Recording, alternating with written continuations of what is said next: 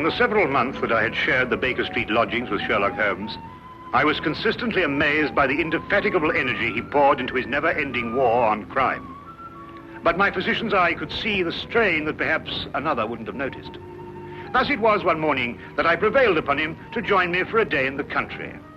All seemed tranquil at first, but I was to learn, as I did in later years, that when Sherlock Holmes did not seek trouble, it often sought him.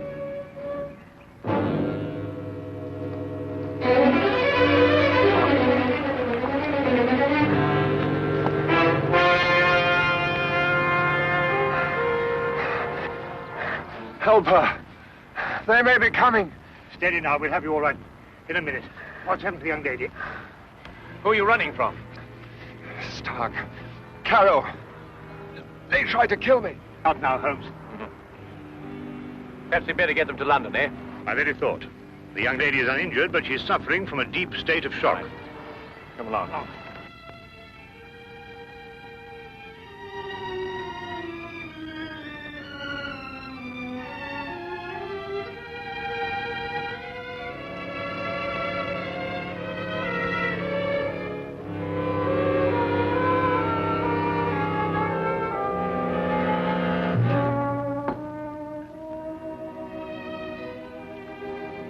Drink this, will you?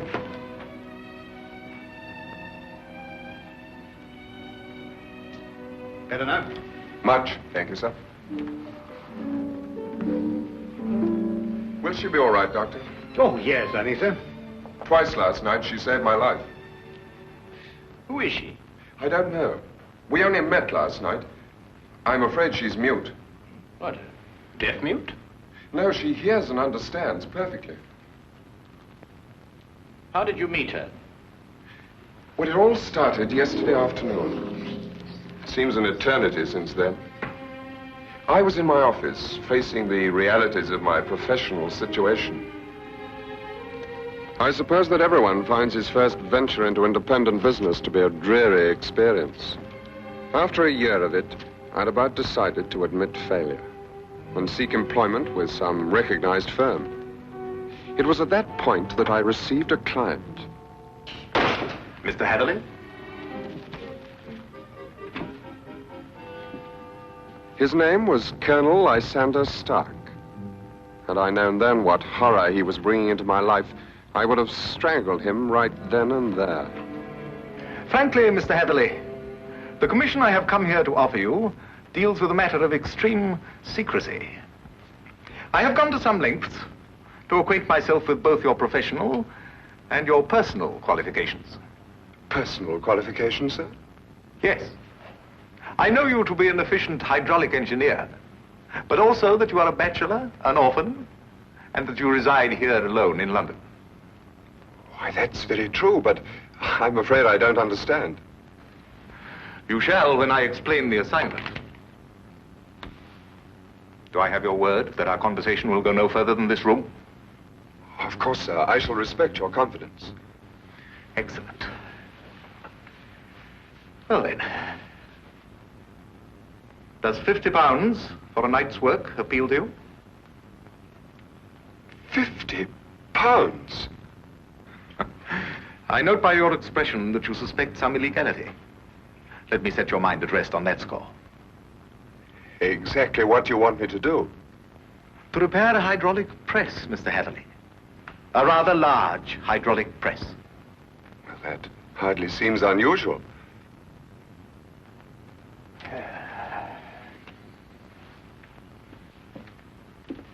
For some years, I have owned a small place in the country just outside London. Recently, it has come to my attention that the land contains a vein of something commonly called fuller's earth. I trust you are familiar with the term. But ore is dug out of the earth. Why should you need an hydraulic press? I'm a businessman, Mr. Hatherley. Undoubtedly, the land surrounding mine contains more of such wealth. I hope to use the income from my own discovery to purchase my neighbor's land cheaply before he discovers its hidden wealth. I see. If my neighbor were to suspect what wealth he treads on daily, he would never sell at any price. It's quite clear now. You use the press to mold the dark earth into some innocent form so that you can dispose of it without suspicion. Precisely. Very ingenious. There's a fortune down there.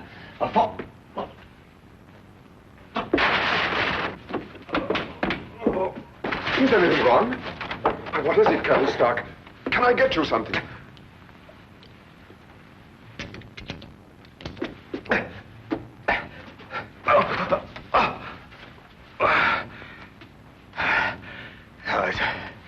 It's all right. My heart. I oughtn't to get too excited.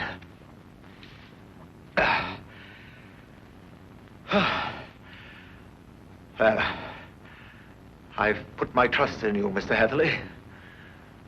Do you accept the commission? When do I begin, sir? I promised to meet him that night. Last night, at Ayford Station. The time he suggested was quite late, 11:30. But he insisted that it would be less conspicuous. I freely admit that the money kept me from exercising a more natural curiosity at such bizarre proceedings. One point, sir. When we encountered you, admittedly you were in a highly nervous state, but you kept repeating that they were after you. Did this man Stark have a confederate? Yes, a foreigner, a man named Carrow. I was to meet him later that night. Go on. Last night I boarded the train to Ayford and arrived there a little past 11 as ordered. And Colonel Stark was waiting? He was. We drove for almost an hour, and then we stopped suddenly, and he almost pulled me into a darkened house. Stark muttered under his breath as he fumbled to strike a match, but suddenly a light appeared at the top of the stairs.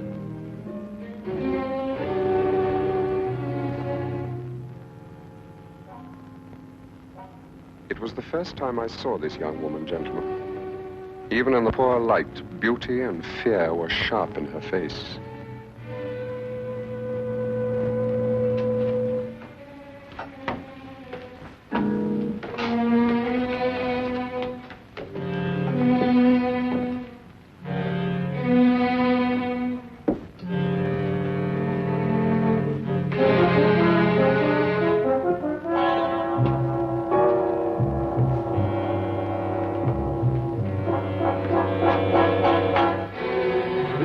Is our housekeeper. How do you do, miss? She cannot answer you, I'm afraid. She is quite mute.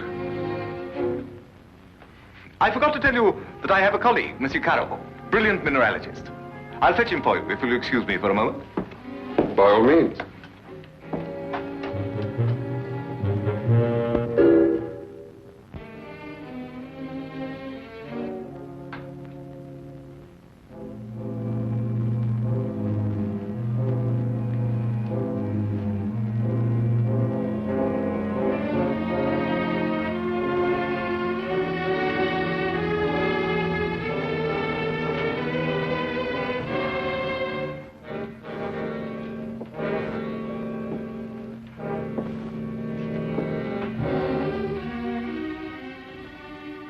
Is there anything wrong?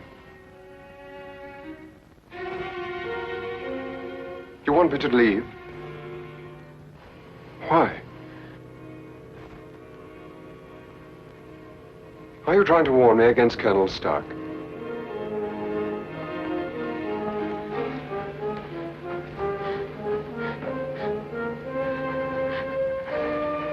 But why should I fear Colonel Stark? I only met him this afternoon.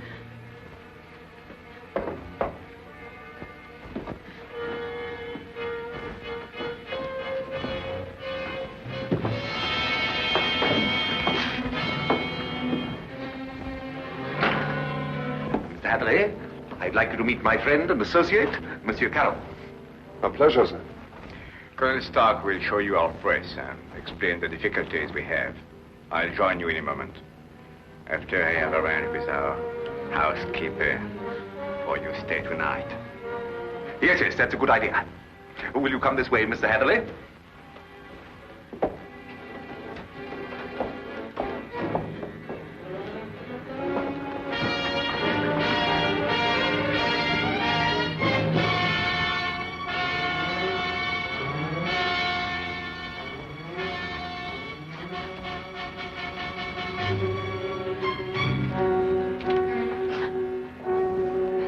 I thought you have learned better, my dear. Perhaps I'll have to send you back to school.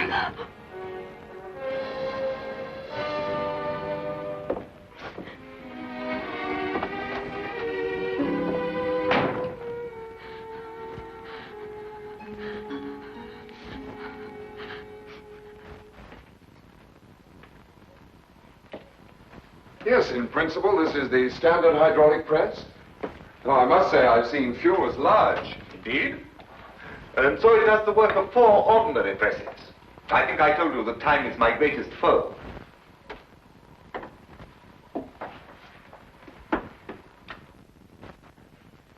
Would you bring more light, please?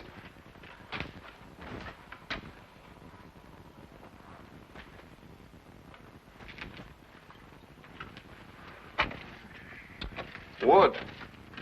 Concrete would have given you more support. Are these walls reinforced from the outside? Ah, Bruno. I was just about to explain to Mr. Hatherley that all the walls except the one he is examining are reinforced. However, There's no trouble with the walls. It's in the machinery. You'll hear it. Good. Just wanted to check up first.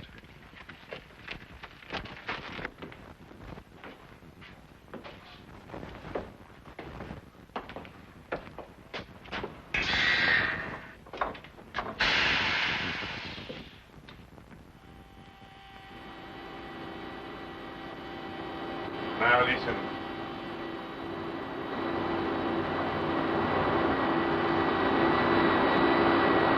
Know what it is? One of the cylinders is leaking fluid, cutting down your power. Turn it off and we'll have a look at the driving rods.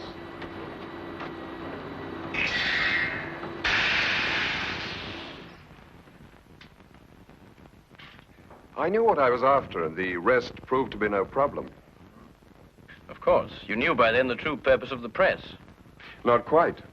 Although I was sure it was not for making dirt brick molds. Much too large for that. But they'd lied to me so blatantly, I thought it best not to call them on it right off. Well, what were they using the press for? Fairly obvious. They are counterfeiters. They use the press to form the amalgam that takes the place of silver. So I learned during the night. It was naive of me to assume that everyone but myself was asleep, but I did.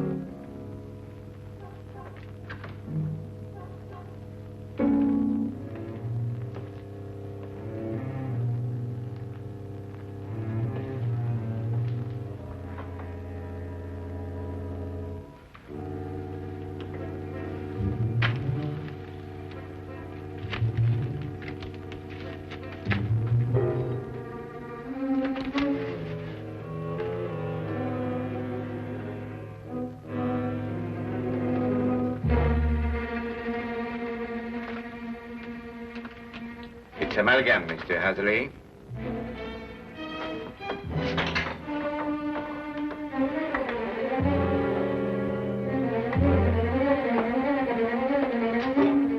Carol, open up! Let me out of here, Carol!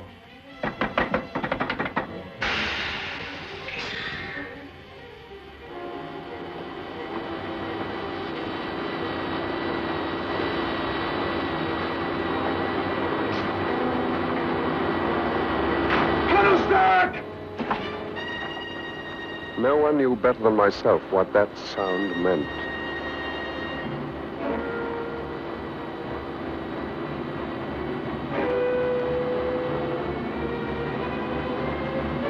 Caro had started the press. Within minutes, that cold ceiling would be down with a force capable of grinding me to a shapeless pulp. And there was no way in the world I could stop it.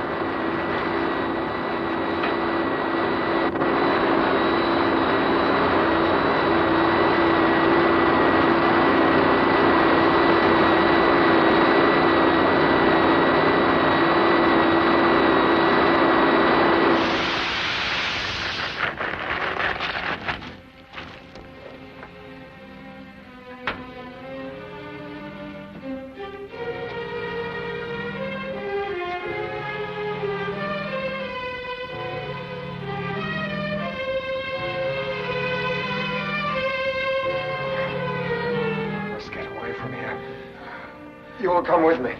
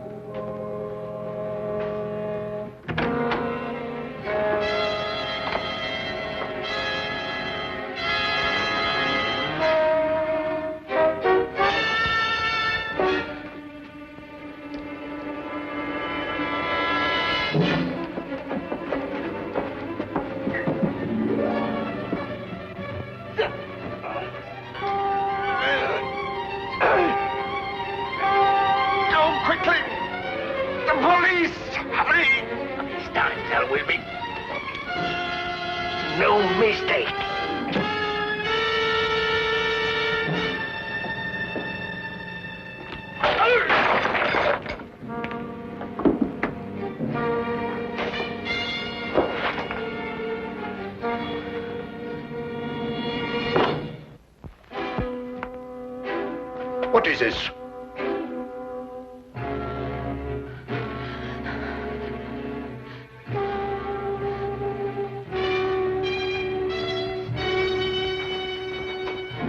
What's happened here?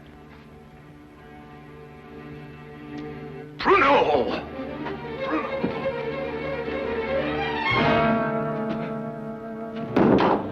No. No.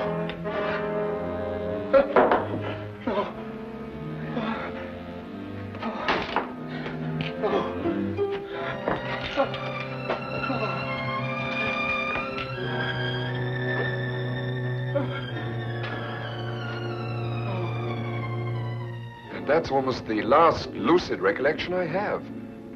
I remember carrying her outside and plunging ahead into the darkness.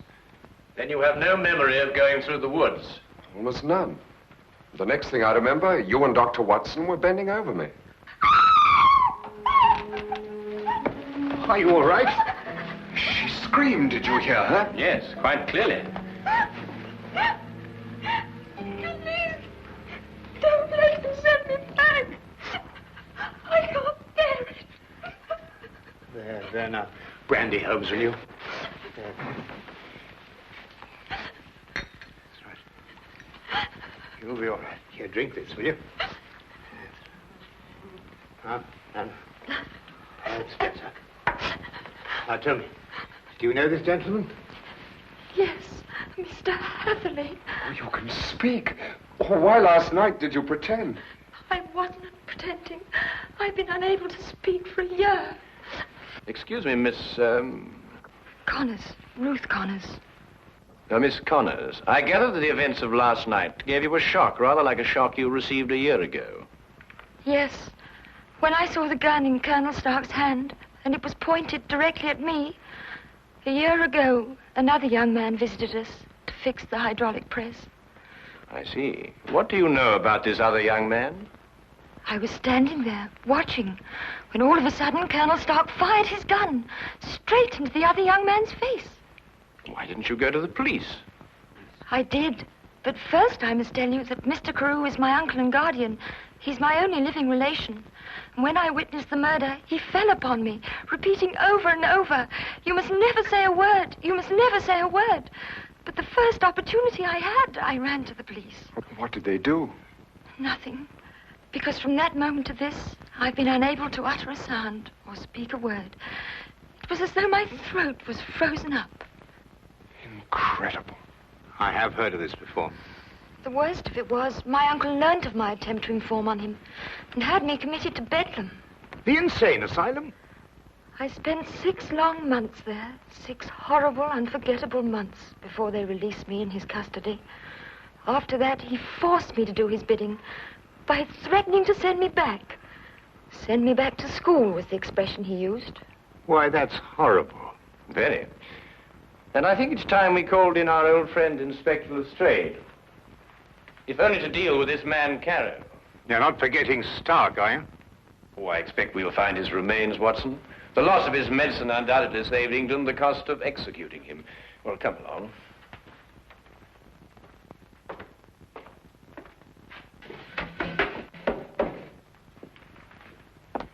Now that young Mr. Hatherley tells us about neglecting the candle while he made his escape, I can place the blame for the fire. You sure it was Colonel Lysander Stark whose remains you found here? No doubt. Several articles of authentic identification, no doubt.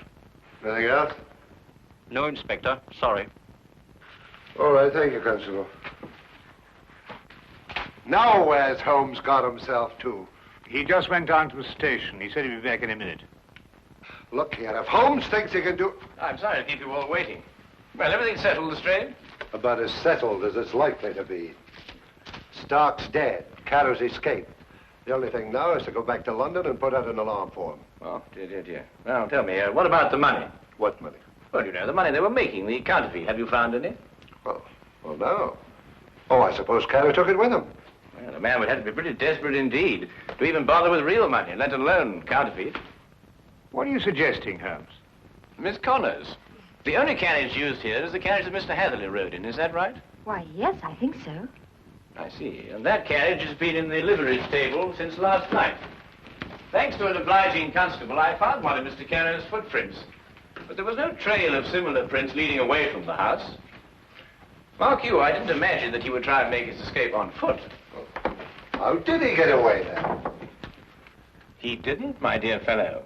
He's still in his house, hiding somewhere. What? Mr. Holmes, there's a cellar where... I examined that cellar myself. No, I mean the special cave they dug under the house to hide the money. And there must be an entrance from the house itself. Well, I wasn't permitted to know exactly where, but I'm sure it was in this room somewhere. Thank you. Well, let's try and see, shall we? I beg your pardon.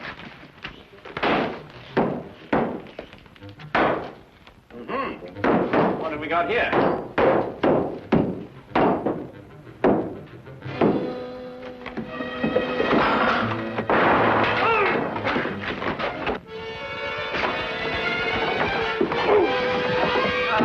Very neat, Watson. Oh, there wasn't anything to it. Now then, what have we got here? Oh, just nicked me, Doctor. Nothing serious. Well, we'll have a look at it anyway. Hold on. Some of you men lend a hand in here. That's that. I don't believe you'll have any more trouble with Mr. Carew. This has been a nasty business all round. I've lost my £50 fee, been roughed up, but it could have been worse, I suppose. A good deal worse, my friend. For example, I believe this is yours. Mine. Yes. What is it? Your shoe, I believe. I recovered it from the press. Yes, it makes one think, doesn't it? Well, Watson, you were quite right. A day in the country can be quite relaxing.